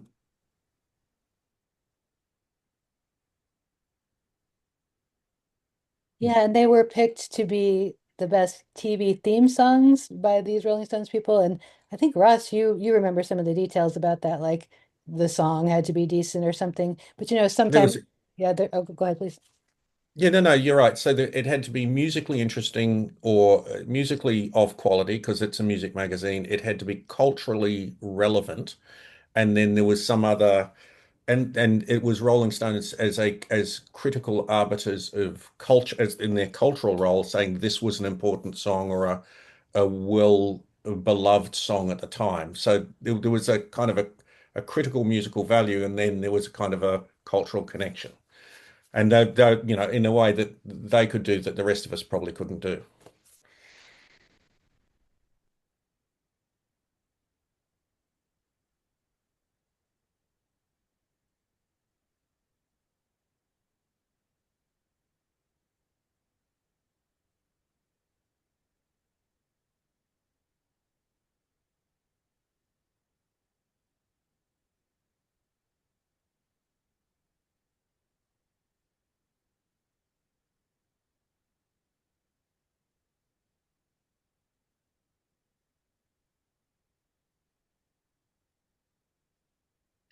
Yeah, I mean, I think one thing that is different about the list is that they do really include that component of the quality of the song, um,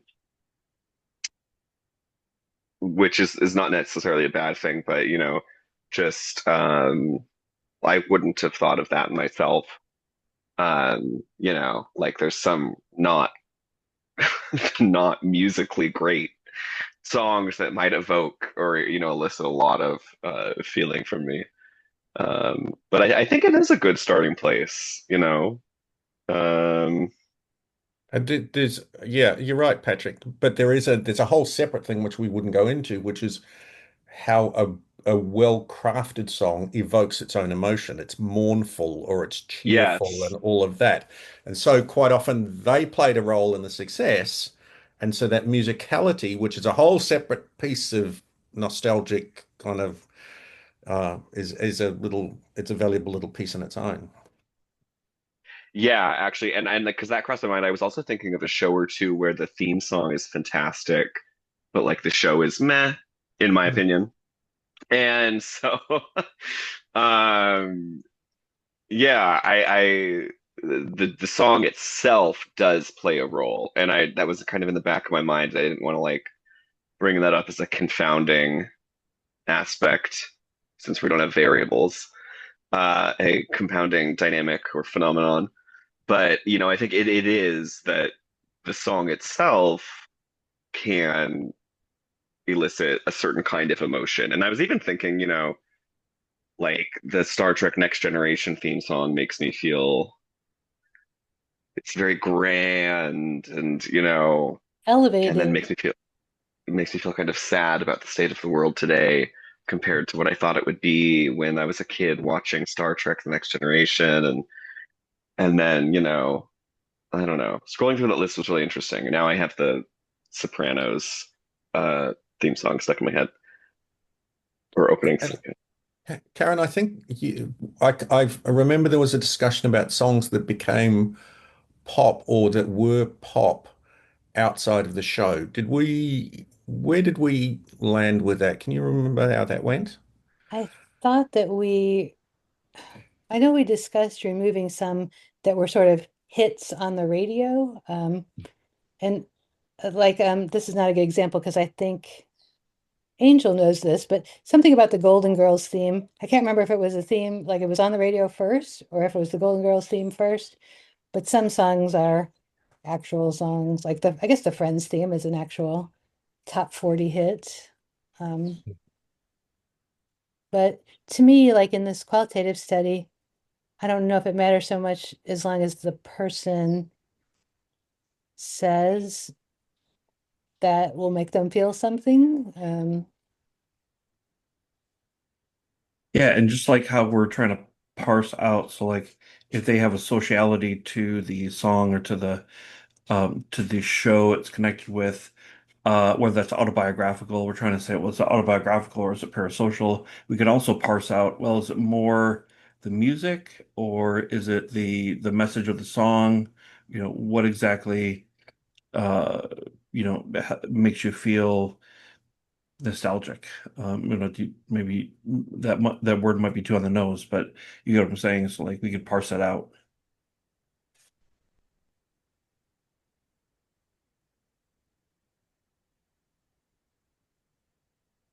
It feels like this is, it can evoke, if they get a good one that works for them, it can evoke a rich emotional experience, and it might just be different day, different feelings. Maybe Patrick has just seen the news, so he's like, oh my gosh, it's all a dumpster fire, and I know I'm thinking of we had dreams, and all that, but then, you know, other days there may be other thoughts or you know, how the emotional climate is in your head. I always remember this study, I used to teach out of this book that had to do with emotional intelligence, and it was saying that like when we're in a very bad mood, like when we're having an argument or something, then that primes us for all negative thoughts in our head, like everything's bad, because now we're mad, and it's like connected to the thoughts in our head that other negative thoughts are coming up. But so I think one's response to any given song on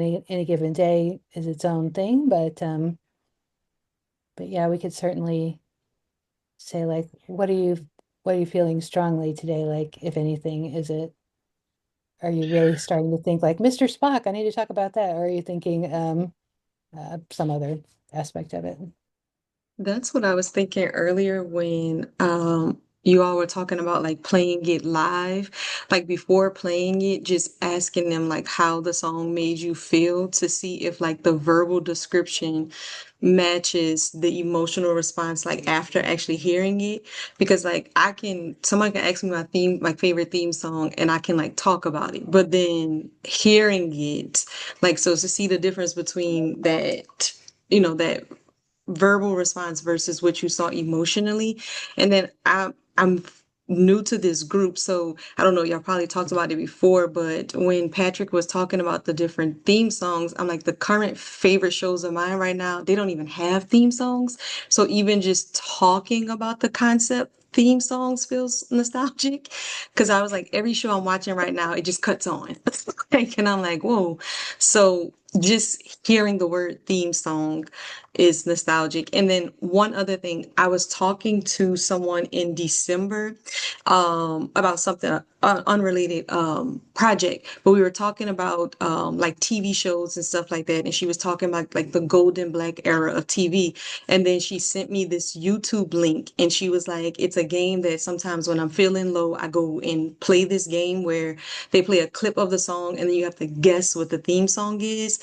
And she was like, it just brought her up on low days. And so I think a lot of people are attached to theme songs. And I know y'all know from the quantitative study too.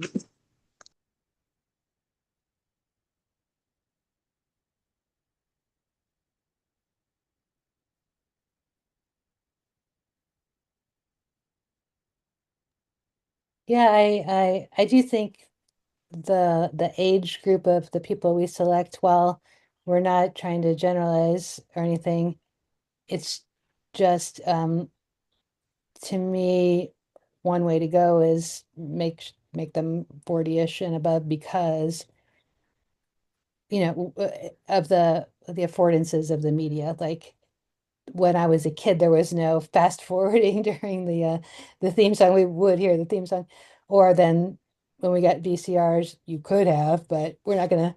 It was a whole other process. Younglings, you had to get your brother to adjust the rabbit ears, and you had to blah blah blah.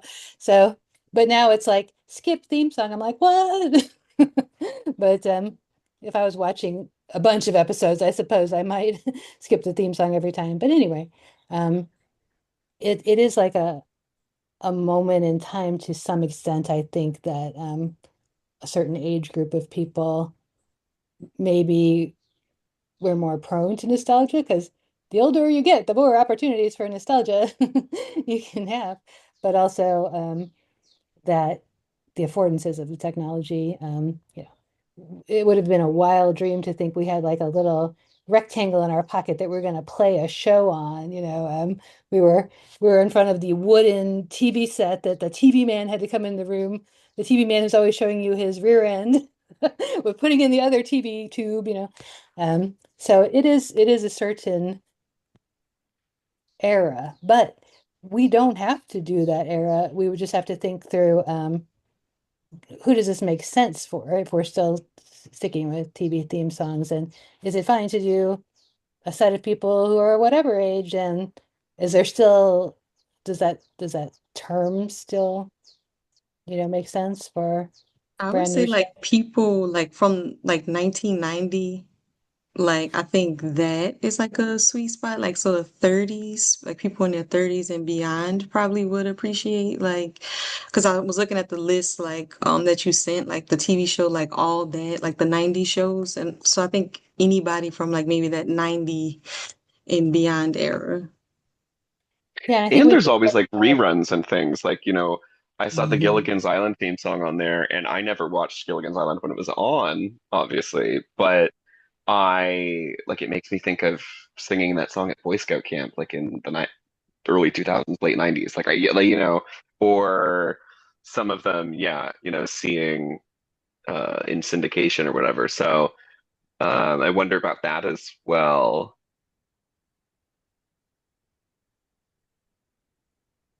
And yeah, and I'm wondering also if maybe it would be useful to kind of generate a bit of a maybe they could even tell us beforehand if we would like to get away from just the list a bit because I'm thinking I don't know I keep thinking of examples of shows that have pretty iconic themes that were not at least in the top 25 like Law and Order Mhm. um you know and because the reason actually I thought of that one was because I was thinking about how the quality of the music can evoke certain feelings and like for example Curb Your Enthusiasm I saw in there and I was like that makes me feel goofy, light, happy, love it. But so does the Law and Order theme song, which I don't think is necessarily supposed to. And but for some reason, they're like dun, boom, dun, boom, and I boom, start, yeah, boom. like But is that, Patrick, they're using that on, I don't know what your meme consumption's like, but they use it on memes now. It's kind of a twist on a TikTok. So it's like, oh, uh, that's where it is. So, they've got some ironic thing. It's kind of the ironic hook on, I don't know whether you consume many, but it is used I like try to that. avoid it, but it Yeah, sounds yeah, good. yeah. So they've kind of subverted it a little bit in social. Okay, Mhm. so maybe not Law and Order.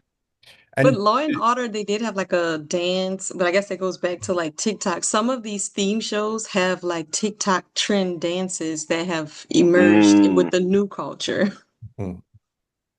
To your point, Tirani, about the Hmm. timing, if we were to say hypothetically put a pin in about 2010 and say before that, then what you would be avoiding is that after that we have multi-screen, which means because multi-screen really exploded post 2010, which means this idea of collective viewing was defrayed.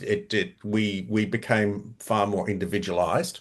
And at the same time, and we also had the skip, to Karen's point, we had the skip theme tune.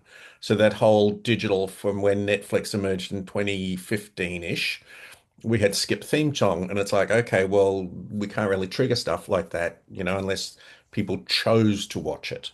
And that becomes a little bit of a different thing. So 2010 might be an interesting cutoff. yeah. Hmm. Yeah, and I don't know if does the list have cartoons like on there? I just roughly looked through it because I know for myself, and it kind of goes back to like the parasocial connection. Blue's Clues, I can hear it, see it, but when the original Steve came back to say like, "Hi, my friends, I abandoned you," I sobbed like a baby. So it was that parasocial connection to the original character from when I was growing up versus like I could hear the Blues Clues, but it was that Steve picture in the background showing. So like certain cartoons theme songs can take me there. They do So have cartoons, just not in the top 25. gotcha. Yeah, I mean, a whole study could be done with that. Like, and we talked about this too. Like, there's your childhood, and then there's your kids' childhood if you have kids. So I am super nostalgic for my SpongeBob and all kinds of things, Phineas and Ferb and stuff like that. But so that would be to me like maybe it's a kind of a separate thing, or at least it's different. Like whether you're talking about your childhood and what that brings up for you, or your kid's childhood and what that brings up for you.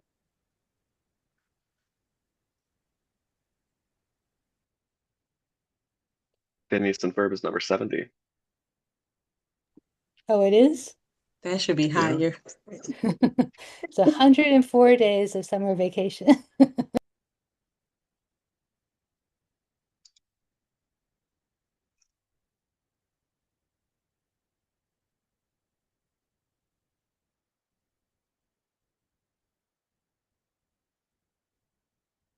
Well, since we're coming up on the hour here, I'll just say I had set this meeting for every other week. Do we want to stay at this time? Do we want to stay at every other week? Do we want to pick a different time or a different number of meetings?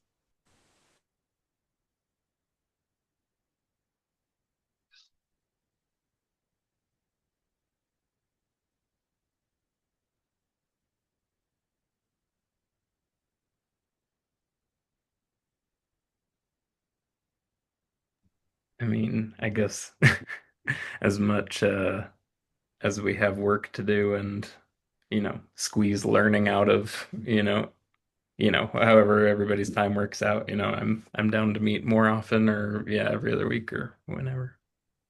I don't know if that's helpful, but open to meeting regularly.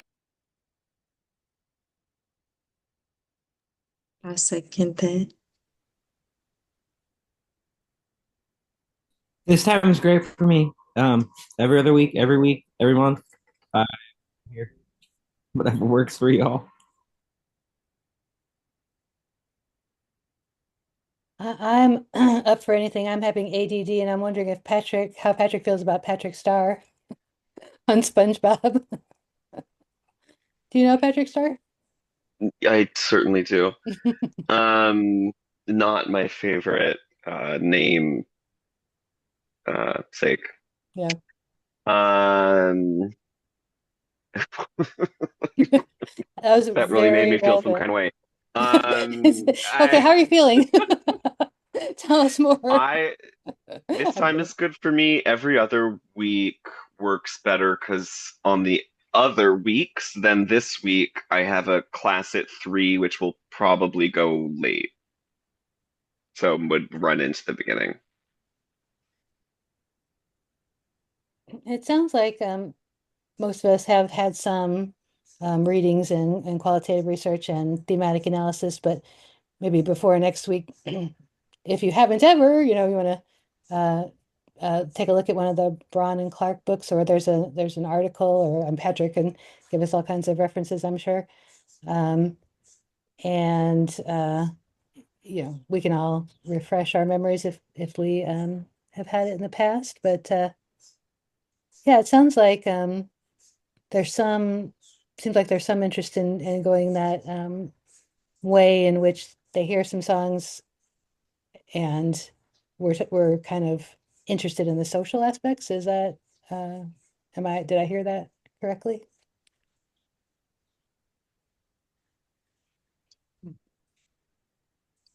And did we say it makes sense to pick some kind of age frame rather than leave it wide open?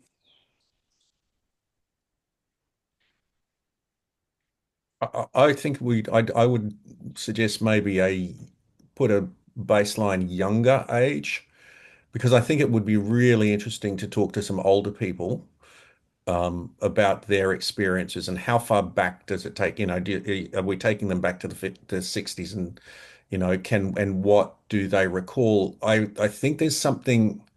I remember seeing something that said that memory becomes more general after over time. So I wonder they're just as emotional, but they may not remember the specifics, and that might be an interesting thing to pull out of this. Might, or rather, it might emerge. Yes, it makes me nostalgic, but I can't really remember quite as much as I thought I could. Making choices here kind of makes me feel like I'm a dissertation student. I'm feeling some empathy for that because it's like, oh, we're only going to get to choose one approach here, and we can't just Mhm. do it all simultaneously. Like you want, Mm, oh, well, what about that? What about that? mm, Maybe we should mm. ask younger. It's like, well, in any one given study, we have to make some choices and start there. But I'm looking forward to. Oh, let's also talk next time about who might do interviews because. Um, that's important. Maybe Patrick, if you have insights or others on the meeting, if you have insights into how do you choose the person? Should it be somebody with experience, that sort of thing? Funny you were thinking about that because I just attached Ruth Ellen's book on interviewing to an email I'm going to send to everyone.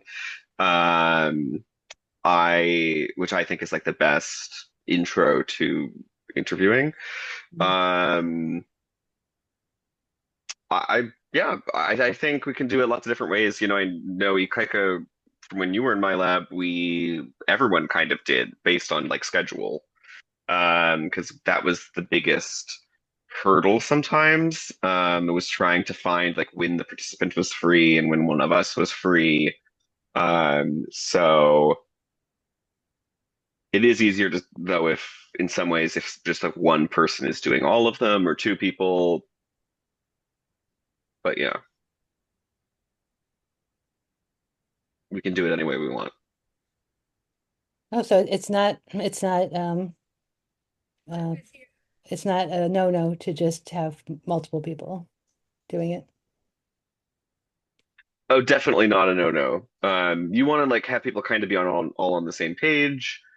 You know, I would generally create like a semi-structured guide with like a list of kind of recommended questions. Um, Talk about it in the lab, maybe do some practice interviews on each other. I think that's useful. But it's not a no-no to have different people do them. Very good. And before I forget, we did get a faculty grant a while back to pay participants. It's like in the a few $100s or something like that. I have to look at how much is left in that grant, but we can recruit people and pay them a little something.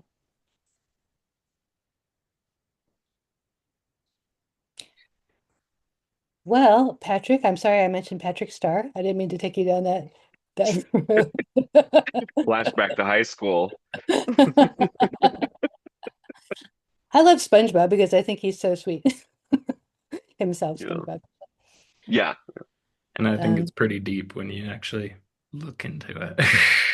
Can Most be writers are old stuff. talented. I also like seeing a fish drive a car. Random thought. All right. Well, it was so great seeing you all here. I'm so excited about this study. And I think, by the way, I'm openly advertising that I would like to not be the first author on this study. So please, everyone, volunteer to be the first author on this study. And I am happy to do whatever work. I'm very interested in this and I'm very committed and engaged, but yeah, I'm the first author on the quantitative one and uh, just trying to balance everything out.